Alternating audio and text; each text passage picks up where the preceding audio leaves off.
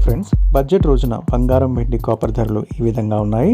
బడ్జెట్లో బంగారం లేదా వెండికి సంబంధించి ఎలాంటి ప్రస్తావన అయితే లేదు.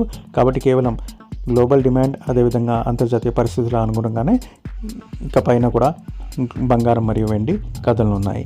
ఇక చూసినట్లయితే ఈరోజు బడ్జెట్ ఆదివారం రోజున పడటం, అది కూడా ఎంసీఎక్స్ కమోడిటీ మార్కెట్ కూడా ఆదివారం ఓపెన్ అవ్వడంతో అంతర్జాతీయంగా ఏం పరిస్థితులు ఉన్నాయి, గ్లోబల్ డిమాండ్ ఎలా ఉందో కూడా తెలియకుండానే కేవలం మన కమోడిటీ మార్కెట్ ఆధారంగానే ఇదైతే కదిలింది.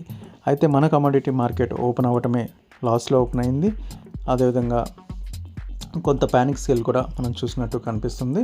మొత్తంగా సిల్వర్ అయితే మరొక 26,125 రూపాయలు కిలోకి పడిపోయి 2,65,800 వద్ద ట్రేడ్ అవుతుండగా, గోల్డ్ 6,253 రూపాయలు 10 గ్రాములకు పడిపోయి 1,43,400 వద్ద ట్రేడ్ అవుతుంది. కాపర్ కూడా 57 రూపాయలు పడిపోయి కేజీ 1,236 వద్ద కొనసాగుతుంది.